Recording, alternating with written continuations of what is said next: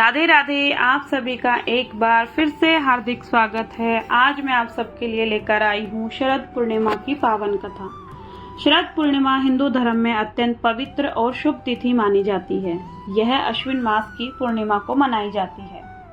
शरद पूर्णिमा वो पावन रात जब चंद्रमा अपनी 16 कलाओं से पृथ्वी पर अमृत बरसाता है। इस रात को खीर बनाकर चांदनी में रखा जाता है। ऐसा कहा जाता है कि चांद की रोशनी से वो अमृतमयी हो जाती है और इसे प्रसाद रूप से ग्रहण करने से स्वास्थ्य और सौभाग्य की प्राप्ति होती है। पुराणों के अनुसार इसी दिन देवी लक्ष्मी समुद्र मंथन से उत्पन्न हुई थी। इसी दिन माँ लक्ष्मी पृथ्वी पर भ्रमण करती है और उन घरों में कृपा बरसाती है जहाँ जागरण, भजन, कीर्तन, पूजा हो रही होती है। शरद पूर्णिमा की सबसे प्रसिद्ध कथा भगवान श्री कृष्ण और महारास की है। शरद पूर्णिमा की रात्रि का संबंध केवल चंद्रमा और माता लक्ष्मी से ही नहीं बल्कि भगवान श्री कृष्ण और भगवान शिव से भी जुड़ा है। इस रात भगवान श्री कृष्ण ने गोकुल की गोपियों के साथ रास लीला की थी और इस दिव्य लीला के साक्षी व रक्षक स्वयं गोपेश्वर महादेव बने थे। वृंदावन में जब भगवान श्री कृष्ण ने गोपियों के साथ महान रास लीला करने का निश्चय किया तो इसकी महिमा सुनकर भगवान शंकर भी इसे देखने की इच्छा रखने लगे, परंतु उस रास में केवल स्त्रियों को ही प्रवेश की अनुमति थी। भगवान शंकर ने यह देखकर योग माया से निवेदन किया, हे माता, मुझे भी श्री कृष्ण के इस दिव्य रास का दर्शन करना है। योग माया मुस्कुराई और बोली, हे महादेव, यह रास केवल गोपियों के लिए है। यदि आप इसे देखना चाहते हैं तो पहले गोपी का रूप धारण करना होगा। तब भगवान शंकर ने स्त्री रूप गोपेश्वरी देवी धारण किया। इस रूप में वे यमुना तट पर पहुंचे, जहां गोपियों ने उन्हें पहचान लिया और रास में प्रवेश की अनुमति दी। रासलीला के साक्षी बनकर भगवान शंकर अत्यंत आनंद मगन हो गए। रास समाप्त होने पर श्री कृष्ण ने प्रसन्न होकर कहा, हे महादेव, आप साक्षात रास के रक्षक रहेंगे और इस स्थान पर गोपेश्वर महादेव नाम से पूजित होंगे। तभी से वृंदावन में स्थित गोपेश्वर महादेव मंदिर रासलीला के रक्षक देवता के रूप में प्रसिद्ध है। इसीलिए इस दिन गोपेश्वर महादेव का पूजन और दर्शन अत्यंत शुभ माना जाता है।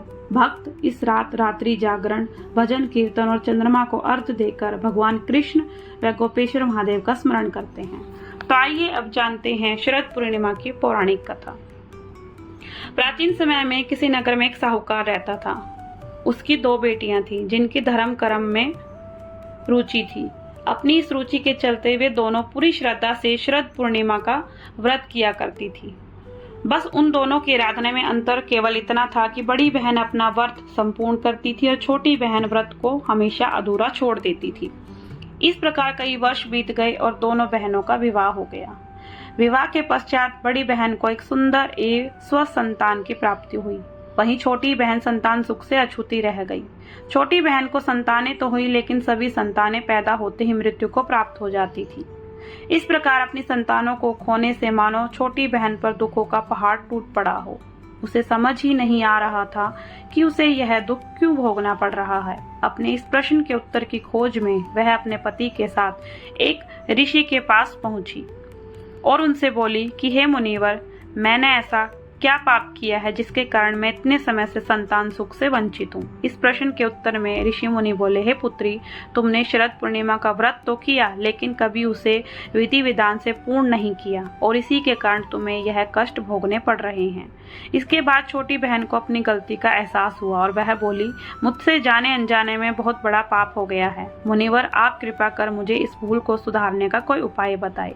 मैं सदा इसके लिए आपकी आभारी रहूंगी। ऋषि मुनि को उस पर दया आ गई और उन्होंने छोटी बहन को विधि पूर्वक शरद पूर्णिमा का व्रत करने के लिए कहा और बताया कि इस व्रत के पुण्य फल से ही उसे अपने कष्टों से मुक्ति मिल सकती है।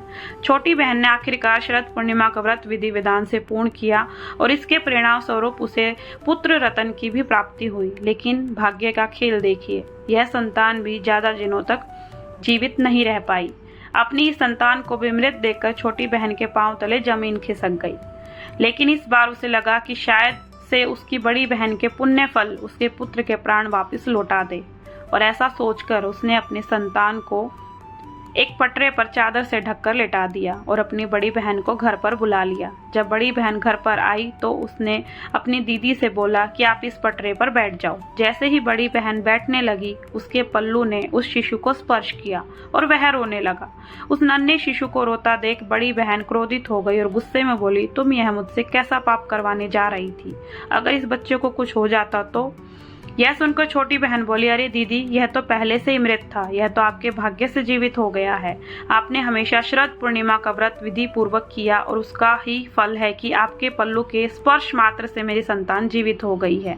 इस प्रकार छोटी बहन की संतान को नया जीवन दान मिला और जब यह खबर नगर के राजा को मिली तो उसने पूरे नगर में ढिंडोरा पिटवा दिया और सबको इस पावन व्रत को करने की सलाह दी।